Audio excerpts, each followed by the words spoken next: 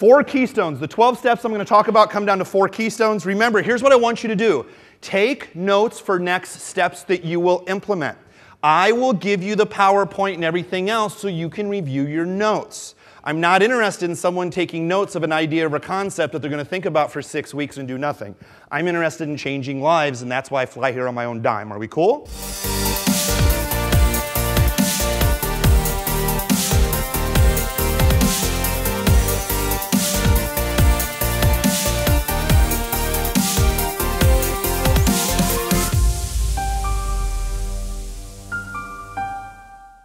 Awesome. All right. You must perfect your customer avatar. We'll talk about that in a minute. You're going to go through the SCALE method. SCALE, the acronym, it's really simple. S is for scale, C is for custom, A is for audiences. I feel like I should do like some YMCA thing or something like that. L is for lookalike audiences, and E is for evaluate.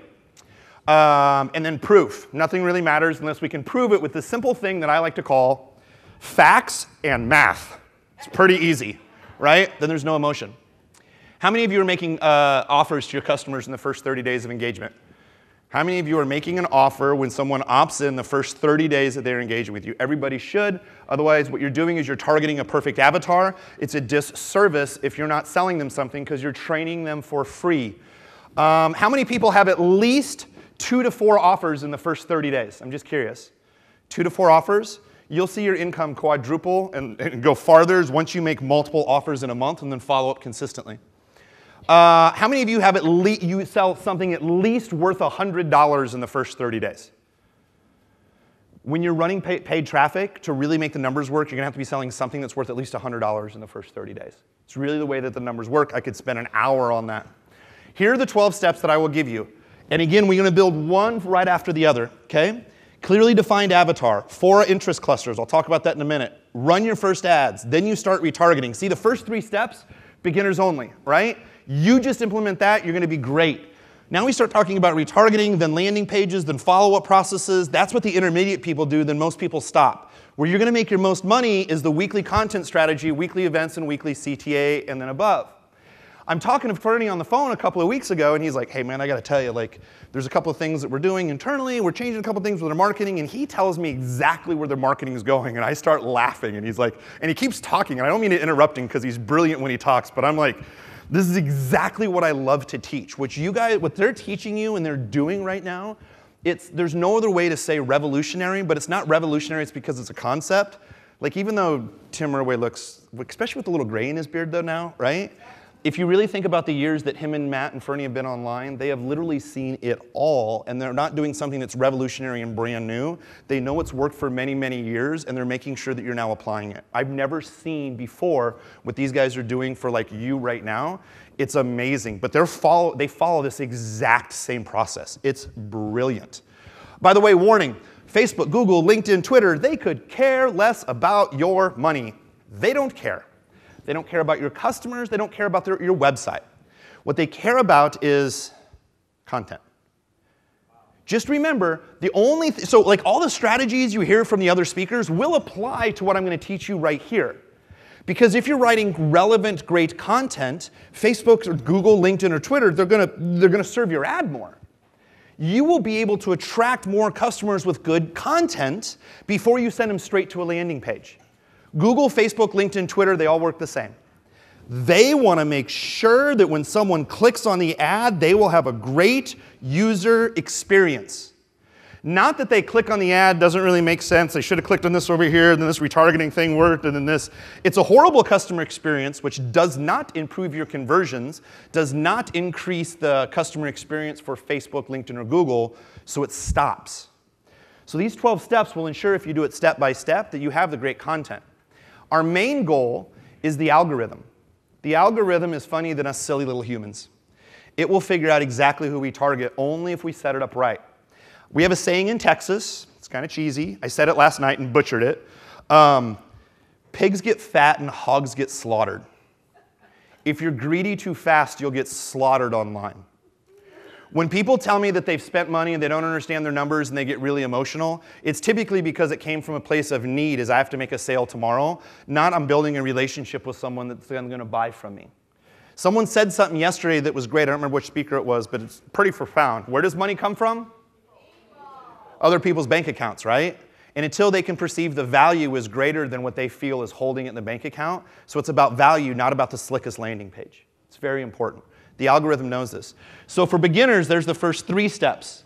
Intermediate, you're going to pay attention all the way up to the follow-up. And if you want to move from intermediate to what we call genius, you're going to really pay attention to these last 6 steps. Because almost no one does them. I was telling someone this last night, even some of my high-end clients, like we have 6-figure clients, 7-figure, 8-figure clients, and lots of different industries, great. The reason I tell people this is because I'm really fortunate. I get to look into other people's funnels, and I get to understand their business acumen and how someone who runs a $100 million company thinks when they're running advertising. It's the same information I'm sharing with you. What I shared last night is many of these people, where's Tim Irway at? Can I pick at him again? Is he still in here? Did he leave yet? Oh, there he is. Tim, remember we talked a couple of years ago about doing video? You love doing video, is that right? Oh, yeah. I just wanted to call you out on it, because I would always say, dude, you are brilliant. You're one of the world's smartest copywriters. You are so talented on stage. He's like, man, I'm not going to do a video right now. And I'm like, but it's brilliant. So just remember, your consistency is your advantage. Not your production value, not how perfect it is. It's your consistency. So here's the step-by-step process I'm going to go with you very quickly. Step 1 is clearly define your avatar. I can't explain that enough. Figure out who you want to hang out with. Don't say it's 18 to 65-year-olds and that's who shows up, right? It's like not really looking for a date, and then you start talking to somebody and you realize this is definitely not someone I want to date. So what you do is be very careful in who you court. If you're interested in running and you're interested in entrepreneurship, combine those two together. Whatever you're interested in, there are a big group of people that are interested in it too. You don't have to target Ryan Dice and Ray Higdon's fans, because everybody else does as well too, right? They've been building their brand. But that's what every other amateur does, and that's not what you do after today. Because you figure out who do you want to spend your time with. Let me correct my language. I'm very big on language. Tim knows this. Is people's language makes them very predictable, right? People operate in patterns that makes them very predictable. I don't spend my time with people. I invest my time with people. I'm not spending my time with you. I'm investing my time with you, because what I'm looking for is great change. And I know all of you can do that. So if you want to make great change, really focus on who that avatar is, because Facebook's going to let you target them, right? Now what we're going to do is we're going to set up an affinity marketing group, step number 2. And again, I have this all laid out for you. How many people know what affinity marketing is? Oh, this is where you're going to, this is where you're going to make money. This is great. All right, here's what affinity marketing is. I was showing this to Matt Chris last night. He's like, you should have a definition for Oh, you do have a definition for affinity marketing. It means similarity, resemblance, likeness, kinship. So for instance, if I'm selling a product, like I have one called Social Media Ad Genius, it shows people how to run Facebook ads. Well, a social media manager is going to like that. A CMO, a chief marketing officer, might like that. A solo entrepreneur might like that. That's an affinity group. So let me give you a demonstration. So for example, most people only target their core, which is right here. Age range, gender, income, geography. They like, let's just say, network marketing, whatever. And that's all they target. That's it.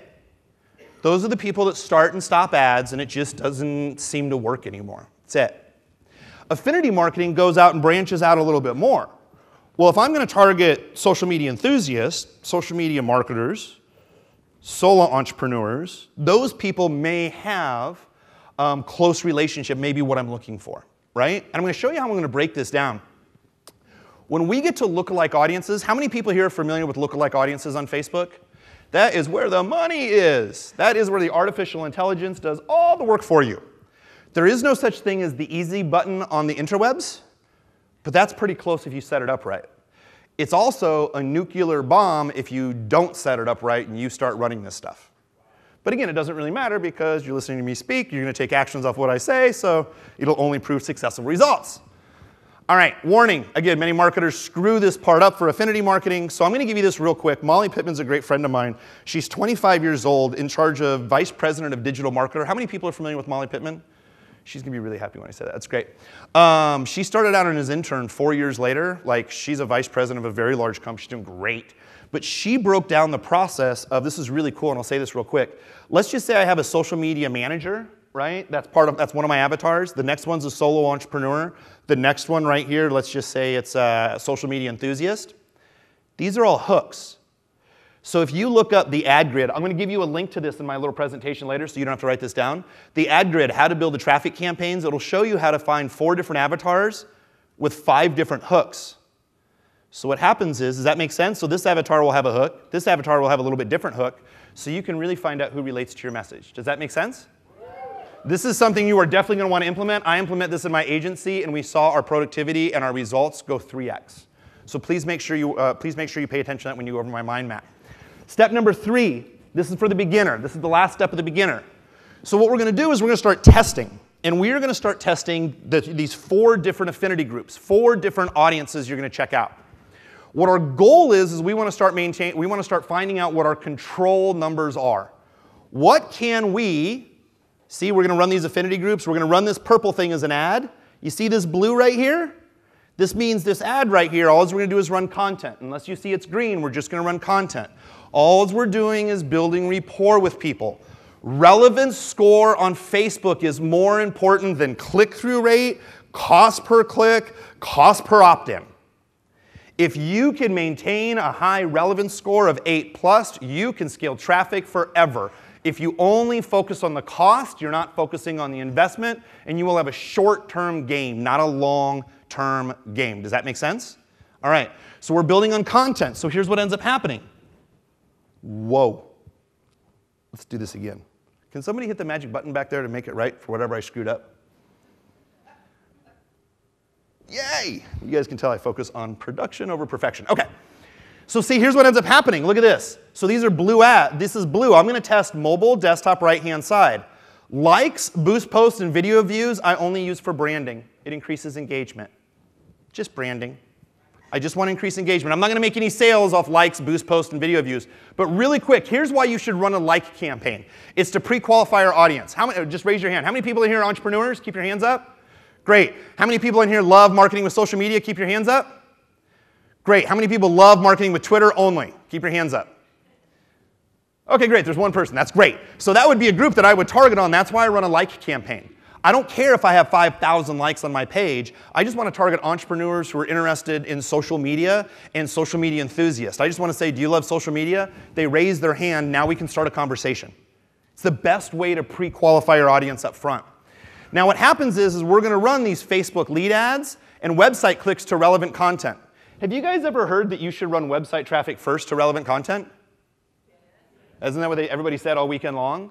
Right? This is how we're going to track it and make it profitable. So our first ads, we should test mobile, desktop, right-hand side. Likes, boost posts, and video views. Again, if it's blue, it's just content. We're just doing marketing. We're just connecting with an individual. That's it. And then Facebook lead ads and website clicks, that's where I'm going to start to sell something a little bit. Okay? How many of you currently have a set of control ads? How many people can tell me what their cost per like is, their average cost per click, and their average cost per lead? How many people can tell me those 3 numbers?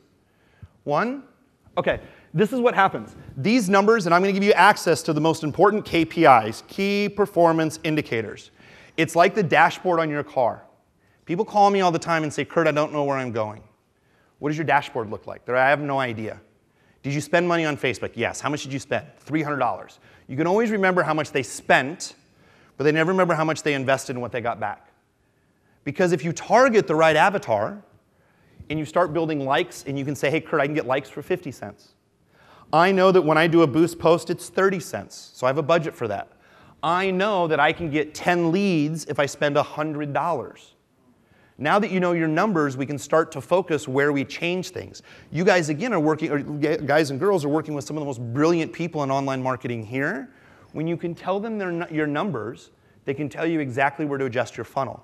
Most people want to spend time in procrastination and getting ready to get ready. They want to make this product and then this thing perfect and they haven't sold it yet. But if they make this, it'll sell even better even though they haven't sold it yet. And then this will be even better, but they haven't tested and verified anything. The best thing that I can give you is the ability to spend $500 to $1,000 on an idea so you know if it works or not. Laying in bed at night creates an open loop of saying, I don't know why this is happening to me. I never use the question why.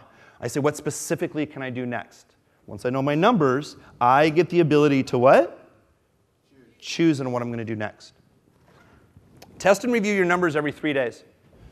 So every 3 days, you should be taking a look at your numbers. I don't trust any numbers on Facebook unless it happens 3 days in a row.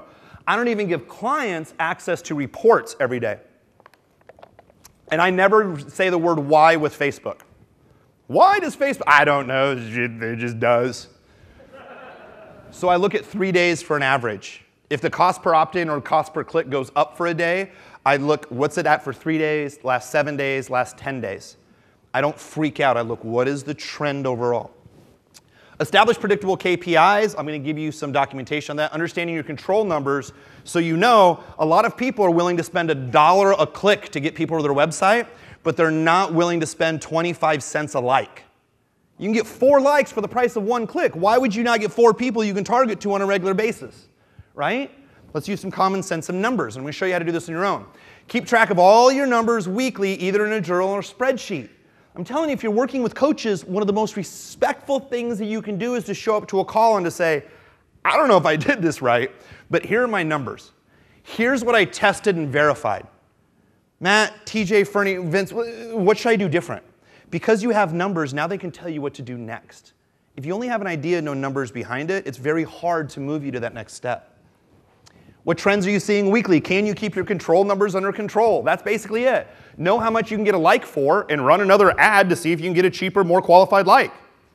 Same thing with clicks. Same thing with website clicks. And again, I'll give you that step by step.